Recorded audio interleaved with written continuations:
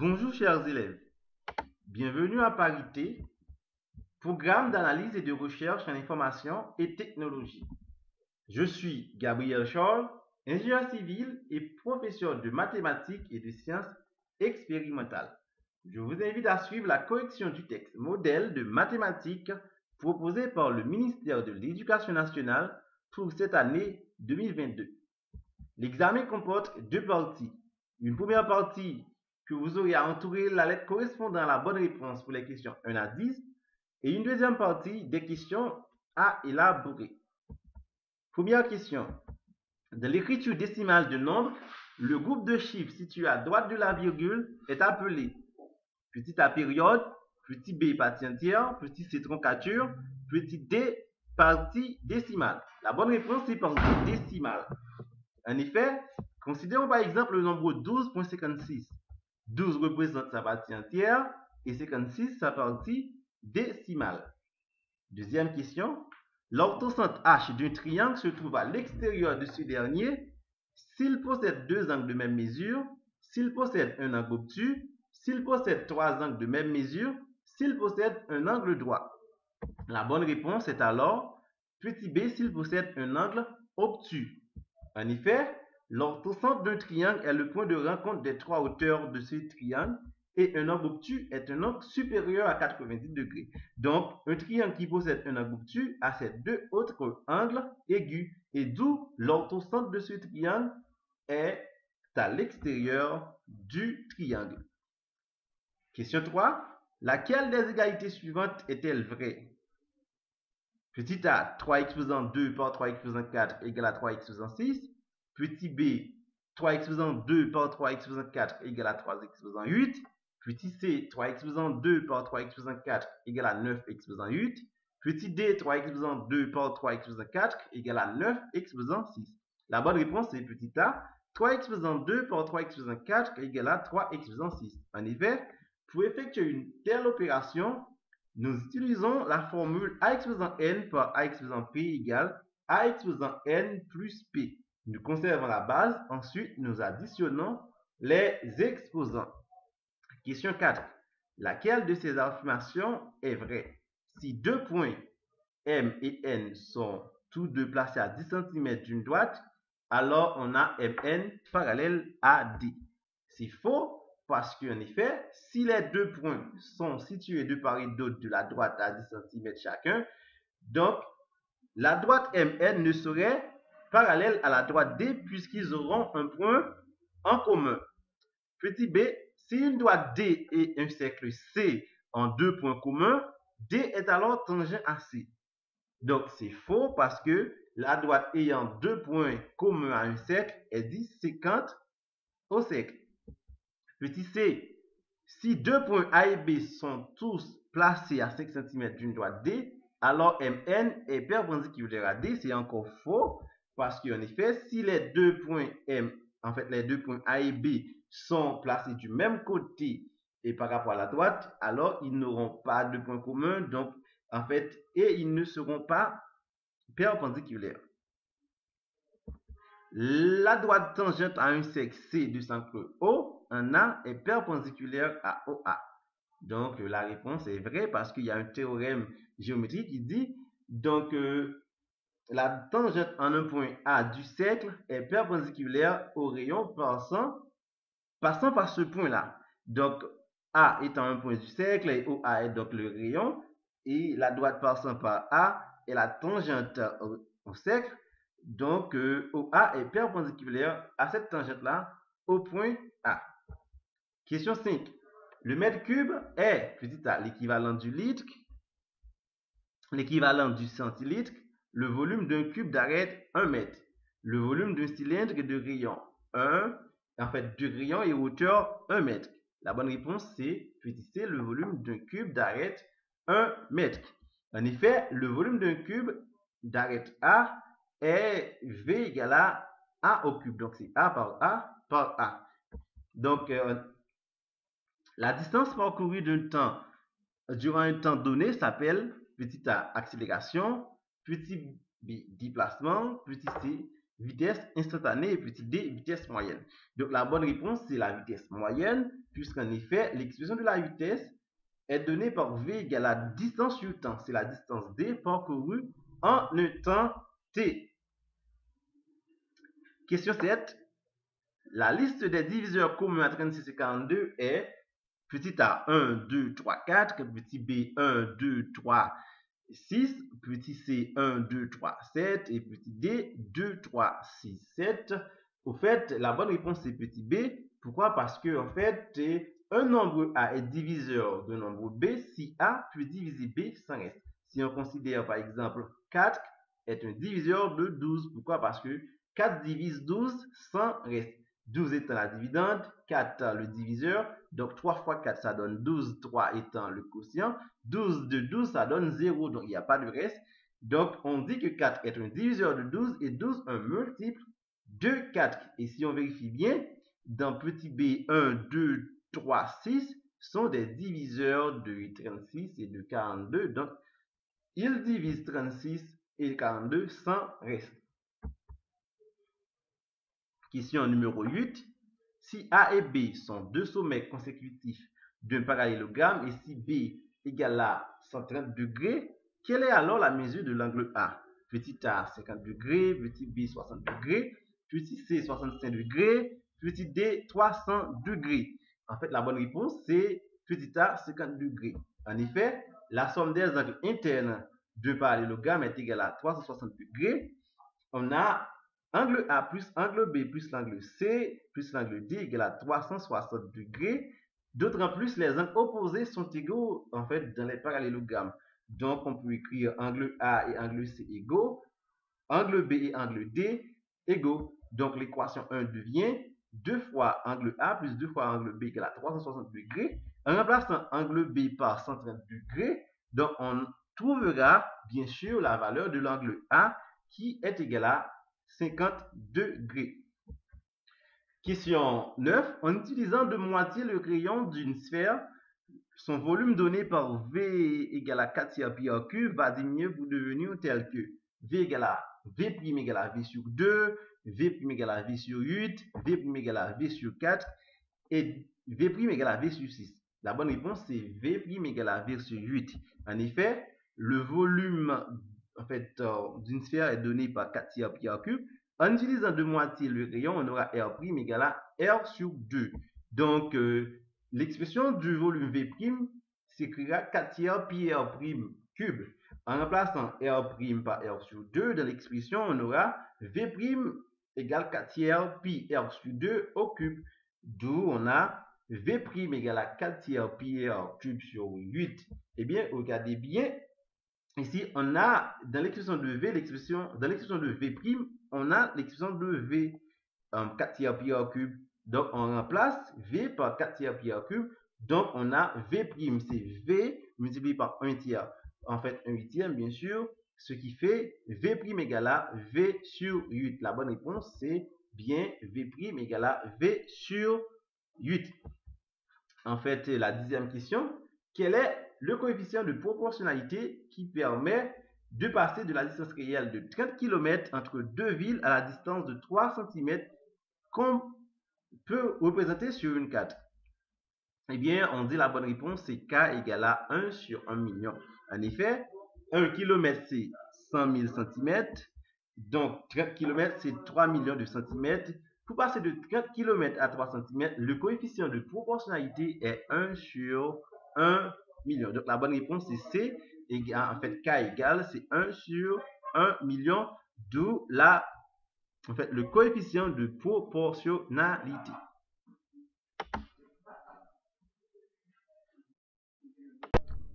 Maintenant, la deuxième partie de l'examen. Question 11. Trouve l'écriture décimale du résultat de l'opération suivante. P égale à racine carrée de 9 multiplié par moins 2 au carré multiplié par 10 exposant moins 4. La solution de cette opération est bien sûr, on écrit l'expression de P et on a P égale racine carrée de 9 multiplié par 4. En fait, 4 c'est moins 2 au carré. Moins 2 au carré, ça donne 4 multiplié par 10 exposant moins 4. Maintenant, on utilise la propriété racine carrée de A par B est égal à racine carrée de A multiplié par racine carrée de B. Donc ici, on a P égale racine carrée de 9 par racine carrée de 4 quand on multiplie par 10, c'est plus 4. Donc, on a P égale à 3 fois 2 fois 10 puissance moins 2, puisque 9 et 4 sont des carrés parfaits. Donc, P égale à, c'est 6 par 10 puissance moins 2. Donc, P égale à, c'est 0,06. Question 12. Trouve la hauteur d'un cylindre de 12 cm de diamètre et dont le volume est 268 cm3. En fait, on note que le diamètre c'est 12 cm, le volume c'est 268 cm3. Et on note que on écrit le volume du cylindre est donné par V égale à pi R carré multiplié par H. H étant la hauteur. On a besoin de la valeur de H. Eh bien, on dit que de la formule étant H égale c'est V sur pi R carré. On note aussi que pi est égal à 3,14. On sait aussi que le rayon c'est la moitié du diamètre. Si le diamètre est 12 cm, le rayon est alors 6 cm. Eh bien, ici, il suffit d'appliquer la formule H égale CV sur pi R cube et on trouvera la valeur de H égale à 2,37 cm. Maintenant, question 13. Sur la figure dessinée ci-dessus, AH égale à 4 cm est la mesure de la hauteur issue du point A du triangle ABC, sachant que DA égale à DC et que HB égale à 3 cm. Précise à combien de centimètres de B il faut placer E sur AB pour obtenir ED parallèle à BC. En fait, une première chose qu'on doit considérer, ou du moins ce qu'on doit regarder, c'est que donc ces deux droites-là, les droites DE et CB seront parallèles si et seulement si la droite DE passe par les milieux de AC et AB. D'ailleurs, il y a un théorème disant la droite passant par le milieu des deux côtés du triangle est parallèle au troisième côté, bien sûr.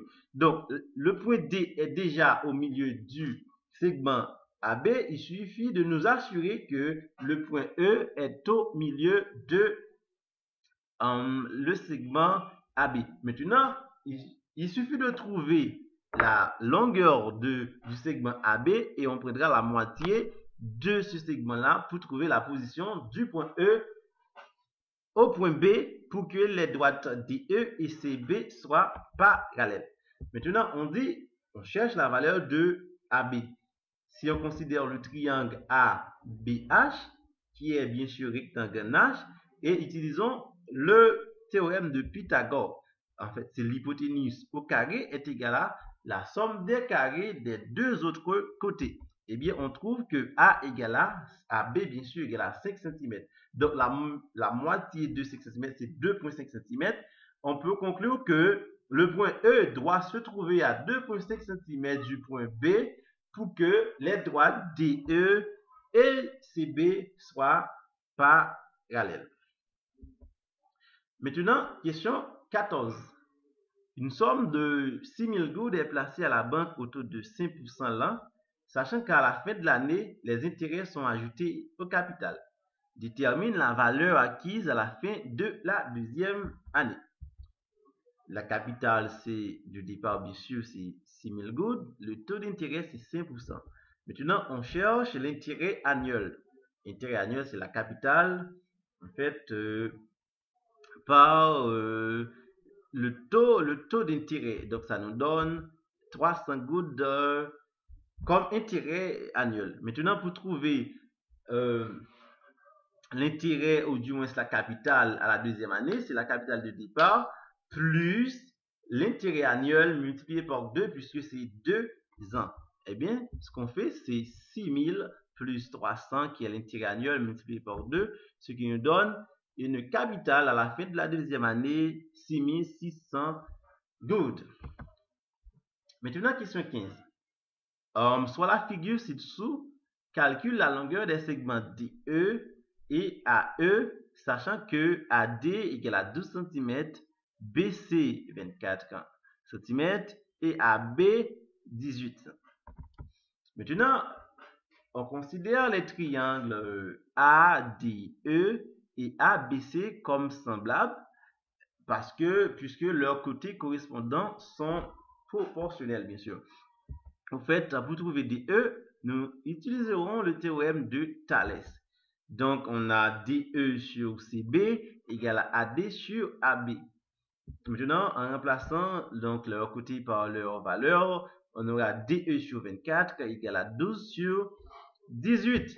Alors, DE, le segment DE se calcule par fait cette opération-là. Donc, c'est 24 par 12 divisé par 18. Donc, on a DE égale à 16 cm.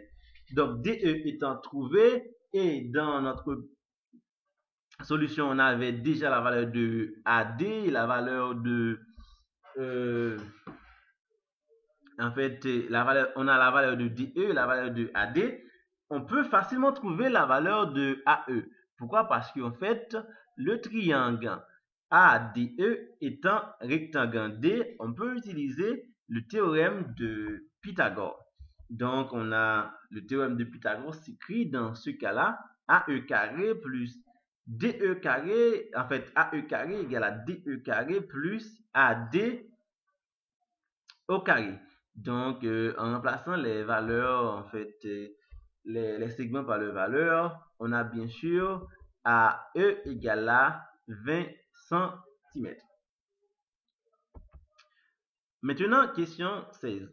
Soit P de x égale à x carré moins 9 moins x moins 3 au carré. On demande de factoriser cette expression, puis de trouver les solutions réelles de l'équation P de x égale à 0. Maintenant, on dit, on peut utiliser l'identité remarquable a carré moins b carré égale à a plus b facteur de a moins b. Donc, x carré moins 9 peut s'écrire comme étant x plus 3 facteur de x moins 3, bien sûr, en utilisant l'identité remarquable ci-dessous. Donc, on peut dire que l'expression de p de x peut s'écrire x plus 3 facteur de x moins 3 moins x moins 3 au carré. Et bien ici, on peut factoriser par x moins 3.